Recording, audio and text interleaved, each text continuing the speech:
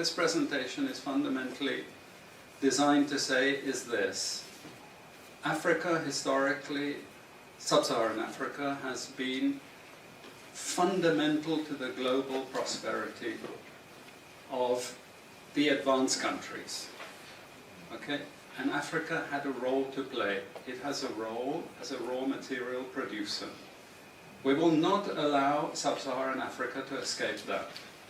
Okay, we do everything to keep sub-Saharan Africa where it is, also impoverished. It's absolutely vital for the prosperity of everyone else. So let's get clear about that. Okay, and this means all the economic structures, all the global institutions, and the economics we teach everyone is all designed to keep Africa exactly where it is. And whether it is Europe or US or now China, it's always the same.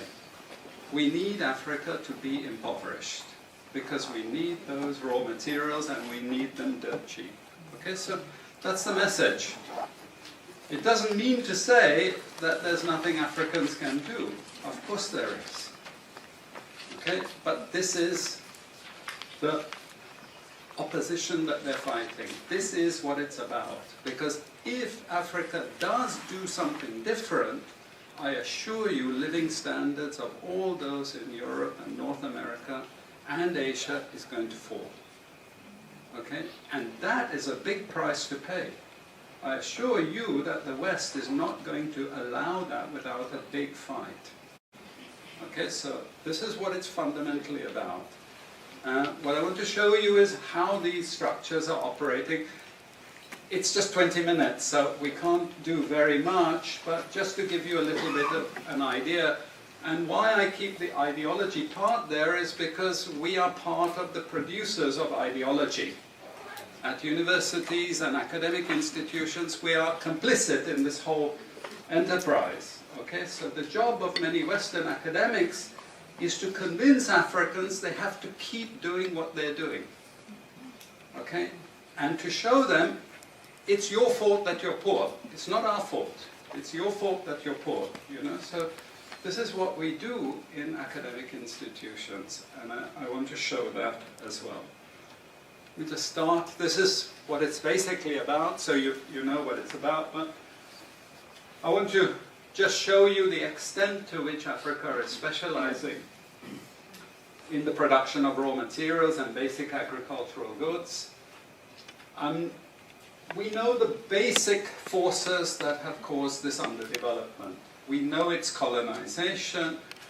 I will not discuss that very much because my colleague speaker is going to go into some aspects of this. But I do want to discuss the global economic structures, the global financial institutions, and economic ideology, briefly, to give you a flavor of those. Let me start with this. You can't really see it so easily, but if those of you who are interested, you want the PowerPoint, I'm sure we can make it available to you. But the thing that you really need to see is the top line. Okay? And the extent of dependency is captured by this statistic at the top. Okay? And you compare it with all other income groups, and what you see is essentially in that one statistic how dependent sub-Saharan Africa is on raw material production. Okay? This is the very heart of what makes sub-Saharan Africa beat. Okay? Here, just to have a look at one very important additional statistic, with all this export coming from sub-Saharan Africa, how much does sub-Saharan Africa account for in terms of global trade value? We know there are vast resources coming from there, but look at the bottom line in terms of global trade value. Look at that. 0.5%, 1975, 0.95% going down to 0.1. To 0.1. Meaning that with all these vast resources being produced, How much are they getting for it? Nothing. Nothing. This is a very significant piece of data. Then I just want to show you what has happened to sub-Saharan Africa, because what we know, and from all studies, no country ever develops without manufacturing. Okay, producing raw materials will not take you anywhere. Producing basic agricultural goods will not take you anywhere. And let's have a look at how much manufacturing activity takes place in sub-Saharan Africa. We can look over the last 15 odd years, 15, 20 years. And we see manufacturing has actually declined as a percentage of the total. This is percentages of total production in sub-Saharan Africa. How much of it is accounted for by manufacturing? So this figure here is 17% of the total. Most of the rest, when we talk of industry, it includes manufacturing, but the bulk of it is mining. Okay? Raw material extraction. This is the bulk of it. And here we see actually raw material extraction has stayed the same. What has caused industry to fall is the fall in manufacturing production. This is deliberate because we will never, as Western economists, as Western policymakers, we cannot afford to allow Africa to industrialize and start producing manufactures. Okay, so we will do everything to stop that. And I'm going to show you how we actually block that.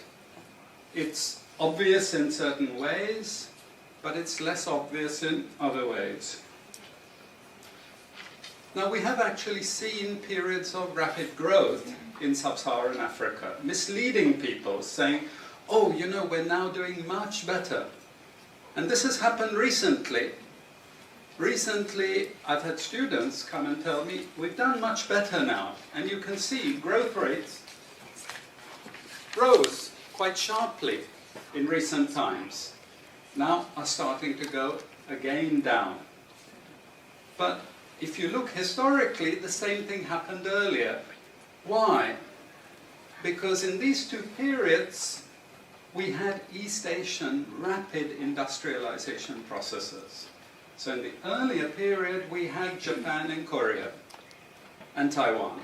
Okay, rapid growth, sucking in raw materials from Africa, driving up the prices, and then sub-Saharan African countries grew. Exporting raw materials, they grew.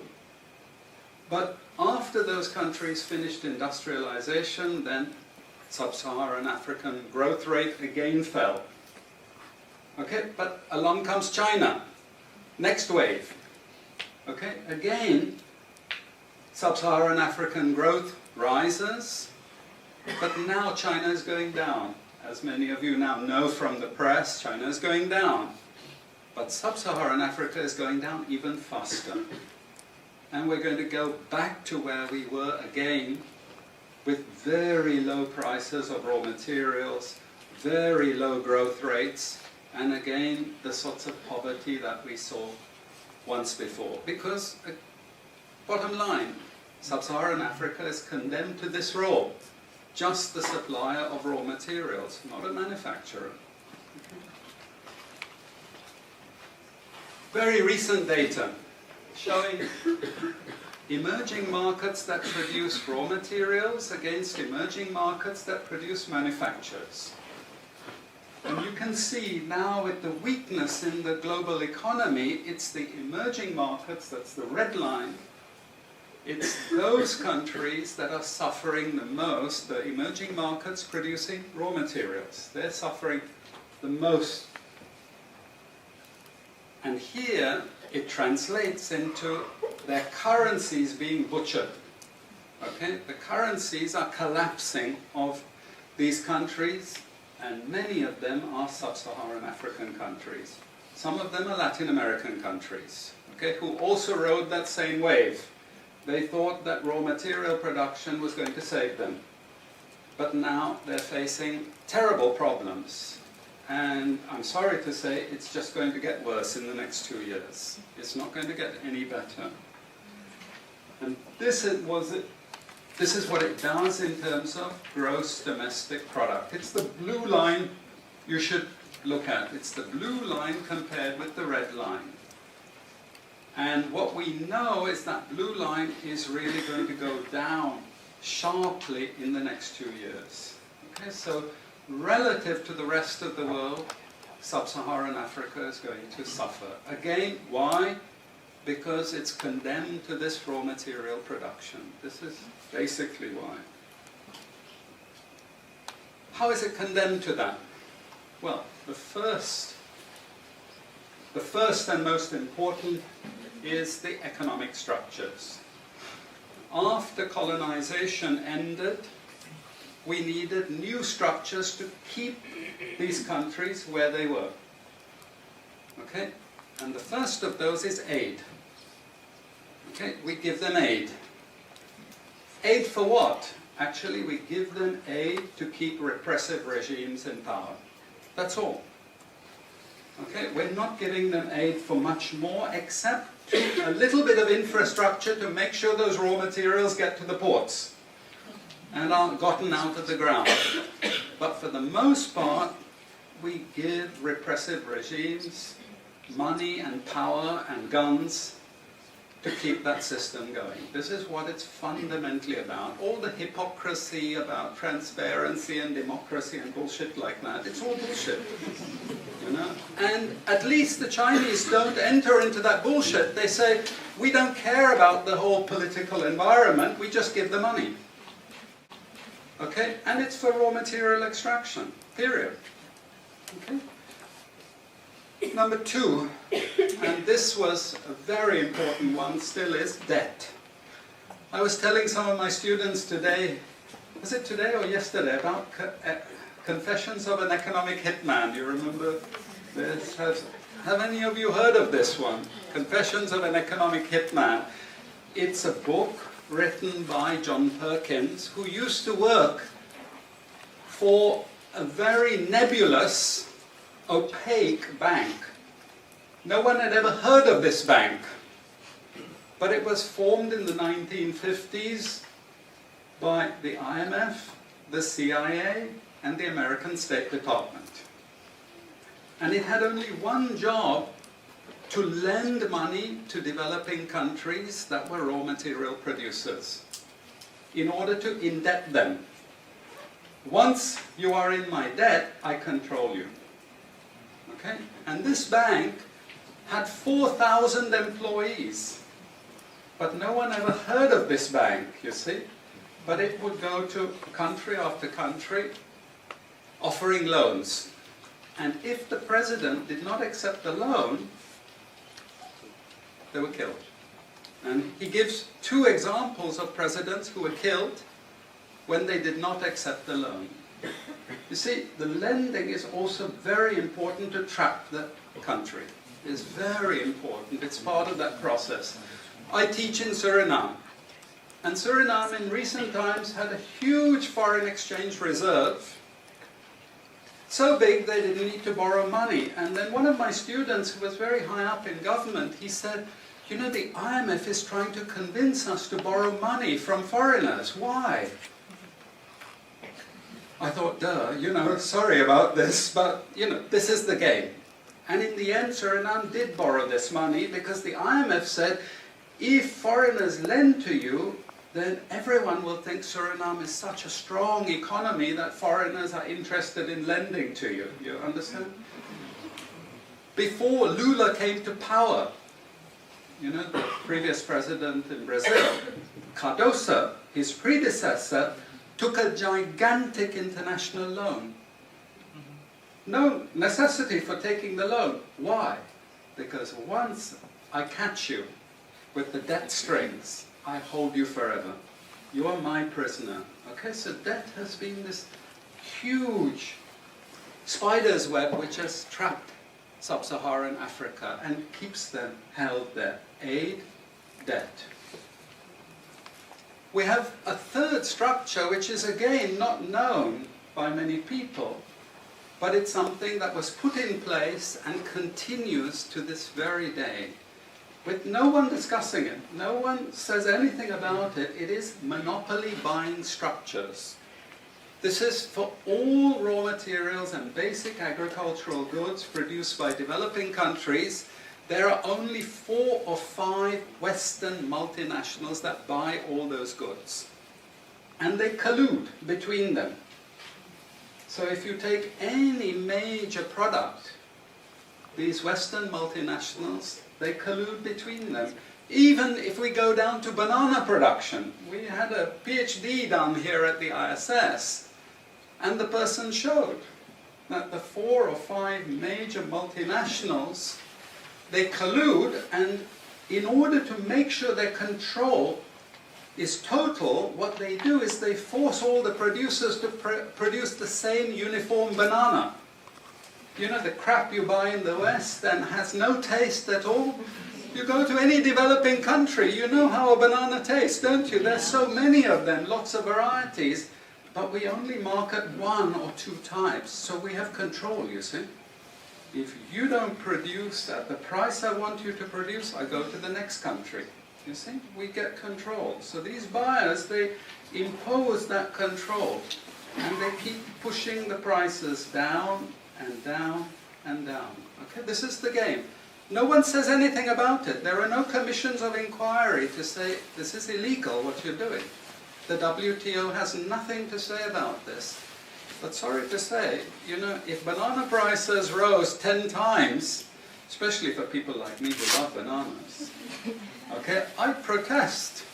I like my living standards. Okay, it's the same with all the other raw materials, you see. We're all benefiting, we're complicit. We're actually complicit in this because we will protest and shout out if the situation ever changed. Okay, now we come to those international institutions. And I must tell you this, from the outset, don't think of them as wicked. IMF, World Bank, WTO. We always think evil creatures, horrible. It's not. It's just economics. It's economic warfare. The rich declare war on the poor. It happens everywhere. It happens in a country. The rich control the government. Of course they do. You really believe you have democracy? Come on. You know, I mean, grow up. This is not about people living in democratic systems. What we have is the rich control. The rich set up these institutions explicitly to control the poor countries. And they don't give them much room for maneuver. Which incidentally, when the IMF starts talking of poverty alleviation, you should also understand that there's another game there also starting to play, which I'm going to come back to later. But what do these institutions do? What does the IMF do? What is structural adjustment about? It's about making sure countries keep producing what we want them to produce. We make sure they have recurrent balance of payments problems. You notice these countries never get out of balance of payments problems. You notice that? Whereas countries that never took IMF support are always out of balance of payments problems. But the countries that are continuously getting advice and support by the IMF, they're always in balance of payments problems. Why? Because that's the way we keep our stranglehold on them. And that's what we have done. We have done, the IMF and the World Bank. And they've also done something very, very important. And that is they have destroyed the self-sufficiency of these countries. Colonization started it. Okay? One of the most important things is we destroy food self-sufficiency. Okay? And the World Bank continued it. They forced most countries to eliminate all food subsidies and food support. Okay? Because once you don't produce your own food, I increase my control over you. How do we know this? Well, very funny thing happened some years ago. Not so funny, actually. It involved starvation of a large number of people in Malawi. Okay? Many of you could remember this because it was really tragic. But the Malawian finance minister, who was under terrible threat at the time, suddenly broke ranks and he said, well, you know why we had this famine? Because one of the conditions of the loan given by the World Bank was we destroyed all our grain surplus stocks. Why? Because remember, we want you dependent. 1970s, the US Senate, the US Congress said, we will not allow Latin America to produce their own food. We will start a strategy involving the IMF and the World Bank to destroy food self-sufficiency of Latin America. Then they will indeed be our true backyard. And that's exactly what they've done. Look at all the Latin American countries. Look at them. They used to be food self-sufficient, but they're no longer food self-sufficient. Now here comes the kicker. This is the beautiful part of it. I congratulate them. You know, I admire them because they do it so well. Okay? I know it sounds really perverse, but we have now in the WTO something called the Agreement on Agriculture. Okay?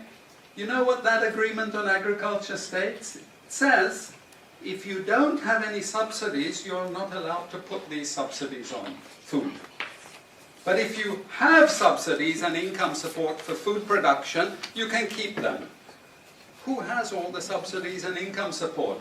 US, Europe. The largest budgets in the world for supporting their farmers are Europe and US. But the World Bank and IMF have destroyed all those subsidies. You see, all those subsidies have been destroyed. And now we're telling these countries, you don't have subsidies, tough luck. You know? You see, we're keeping them dependent. We're keeping them on a string. I have 5 minutes, so I have to be choosy about what I say next. We have lots of examples in the WTO to really stop Africa industrializing. This is the crucial thing. We cannot allow them to produce manufacturers. It's not difficult. Trust me, it's not difficult. We need nationalist governments. We need them committed to industrialization, and it won't take them a decade to move out from where they are. This is the fundamental point. It's not difficult. But this next round of the WTO is designed to block that. If we had time, I would go through all the different things that they're trying to put into place to block anyone else getting on top of the ladder. You've read this book of Hajun Chang, Kicking Away the Ladder. You see, when we become rich, we make sure the others can't climb up the ladder and join us. Okay? And this is what this next Doha round is about. It's to make sure, especially sub-Saharan African countries, do not escape. Since I have about 3 minutes left, I'm going to go to this economic ideology thing, because this is important for academics. You see, we teach, in many cases, garbage, and it doesn't hurt anyone, a lot of this garbage. You know, it's just blah, blah, blah, blah, blah. And we don't know what we have learned, but anyway, we were there at the university and you got a certificate and you go away and you feel you've learned something. But sometimes we teach very destructive things. And no more important than when we're teaching people from developing countries. Okay, and one of those very damaging and destructive things is the doctrine of comparative advantage. It's a lie from beginning to end. It's utter crap. It has been decimated many times, but we keep it in every curriculum. Why? Because it tells sub-Saharan African countries that their destiny is to produce raw materials, you see. And if you produce raw materials, you get rich just like we are in the West. You see, this is the game we're playing, and just for you to be totally confused, we normally build models with it, mathematical models, so you really have no idea what we're talking about. But it seems all very scientific. Then we have the modern version of this is because it's all a failure, we know it's a failure, we now have a new generation of economists saying, It's only a failure because you're all corrupt in your countries. We call that new institutional economics. You've all probably learnt it all, but you didn't know why they invented it. It was invented to tell you the same thing. You should keep producing raw materials. Now, don't be as corrupt as you were before.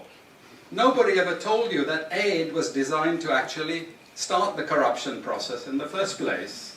Okay, and we need corruption to make sure you're doing all these things. But now we blame the victim.